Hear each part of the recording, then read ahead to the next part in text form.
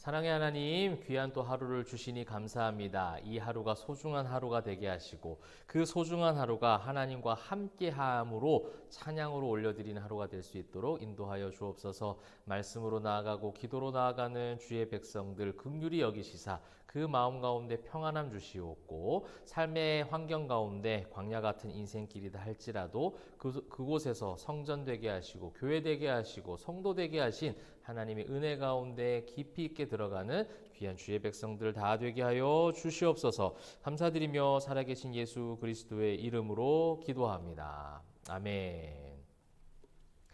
사랑하는 성도 여러분, 오늘 이제 민수기 마지막 부분 말씀을 읽도록 하겠습니다. 그래서 우리 33장부터 넉 장의 말씀, 36장까지의 말씀을 함께 읽고 묵상하도록 하겠습니다.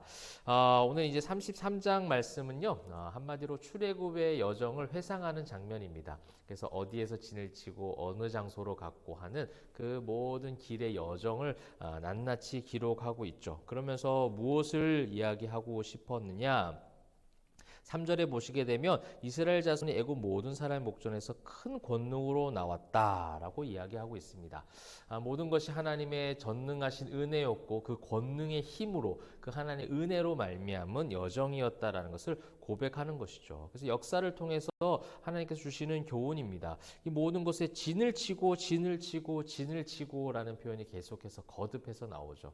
이것은 한 가지 이 대호, 그러니까 그냥 아주 무질서하게 이제 이 출애굽의 모든 광야 여정을 지냈다는 것이 아니라 굉장히 군대로 편성이 되어진 상태를 이 진을 치고라는 원어 가운데 있는 의미가 될 수가 있습니다. 한마디로 그 전투 태세를 취한 그런 어떤 군대의 모습이 바로 진을 치고라는 모습이에요.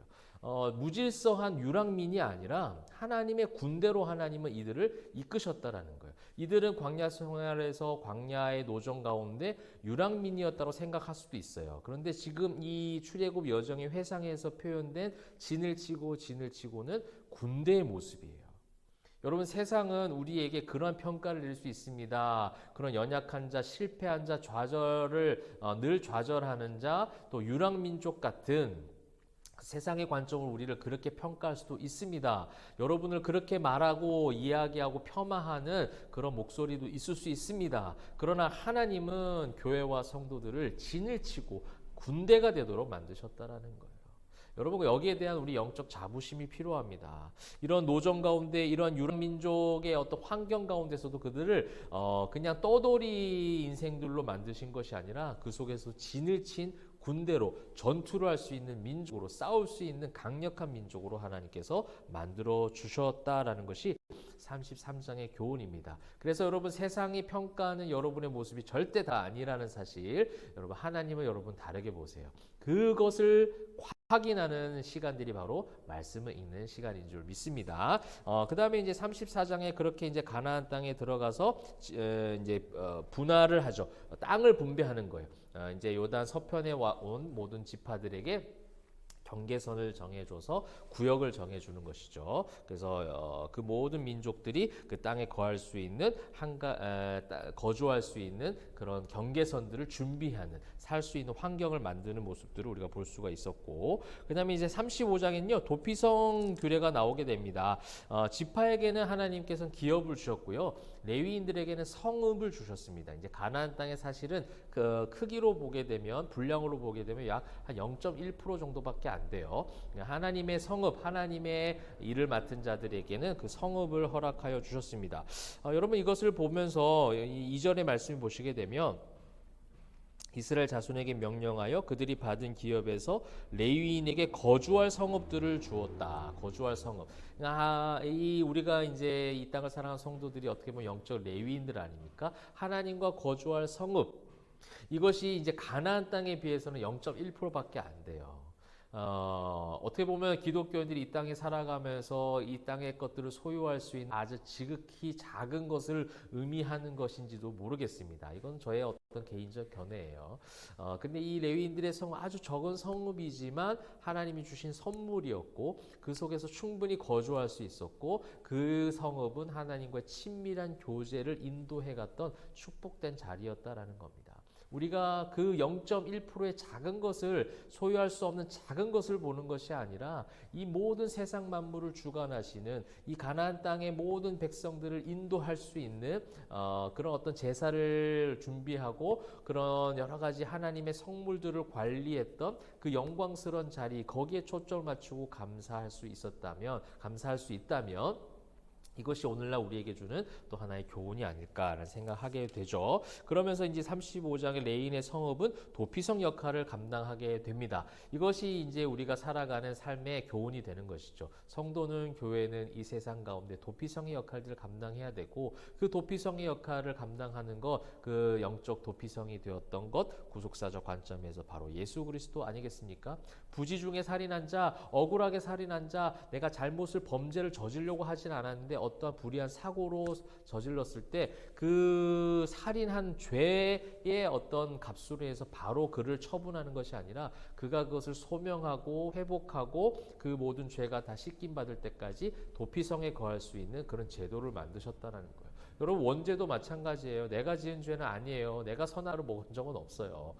그 아담과 하와 때문에 지금 그 죄의 값을 우리가 다 지금 받고 있지 않아요? 그런데 하나님은 그 모든 죄값을 그 이후 세대들이 다 짊어지지 않도록 그 죄를 직접 예수 그리스도 하나님이 직접 이 땅 가운데 육신의 옷을 입고 내려오셔서 모든 것을 담당하셨다라는 겁니다. 그것이 바로 예수 그리스도의 도피성 이것을 의미하는 것이고 이 도피성의 역할들을 이 사명들을 이제 신약 시대 성도들 그죠? 주님이 다시 오시는 그 시대까지 우리가 이 도피성의 역할들을 감당해야 되는 거예요. 마음이 찢겨지고 상하고 좌절하고 실패한 자들에게 성도가 교회가 위로해 줄 수 있어야 돼요. 안아줄 수 있어야 되고 품어줄 수 있어야 되고 그들의 안식처가 될 수 있어야 한다는 것입니다. 여러분 이것이 이제 35장에 우리가 도피성을 통해서도 한번 살펴볼 수 있는 말씀이 되겠습니다. 36장 이제 마지막 부분은요. 이제 우리 27장에 있었던 여자 그 상속법에 대한 부분들이 한 번 더 나오고 있습니다. 이제 민수기 마지막을 하면서 역시 이 두 글자를 생각하면 되겠죠. 보존. 그죠? 이 상속을 통해서 끊어지지 않게 하시고 기업이 끊어지지 않게 하시고 보존하시겠다라는 이 27장에 있었던 이야기를 한 번 더 리마인드하면서 이 민수기를 마지막으로 마무리하고 있어요. 하나님은 이스라엘 백성들을 보존하시고자 하는 마음으로 지금 가나안 땅에 들어가기 위한 준비를 시키신다라는 메시지를 주고 있습니다.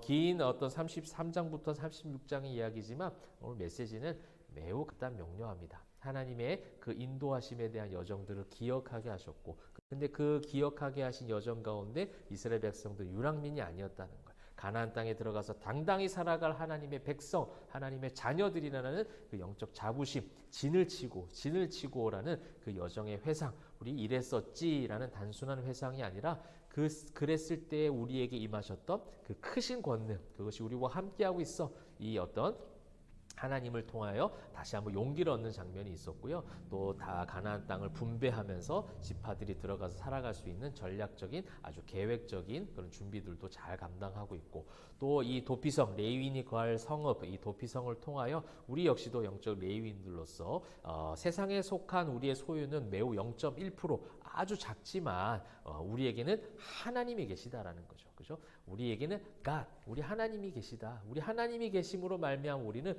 충분히 만족하고 자족한다라는 그런 어떤 영적인 어떤 풍성함을 여러분 좀 고백하시고 또 회복하시면 좋겠습니다. 또한 그런 가운데 우리가 예수 그리스도가 우리의 도피성이 되셨던 것처럼 예수 그리스도가 이제 교회 머리가 되시고 우리 안에 계신 예수님으로 말미암아 우리가 성전되었기에 우리 역시도 세상 가운데 어려운 사람들에게 도피성의 역할들을 잘 감당하시면 좋을 것 같습니다. 그런 교회 성도가 되시길 바라고 그것을 위해서 계속해서 보존해 가신 하나님의 섭리들을 우리는 이 성경을 통해서 계속해서 읽게 되실 것이고 그 보존의 끝판왕이 무엇이냐? 결국 주님의 십자가의 은혜로 이어지게 되는 것이고 그 십자가를 믿은 우리에게까지 그 은혜가 오늘 임하고 있습니다.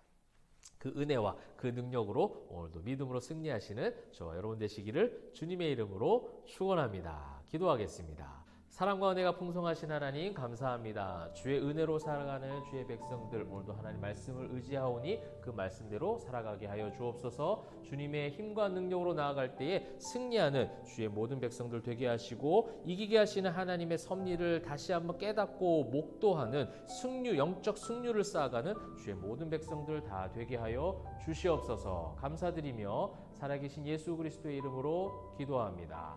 아멘.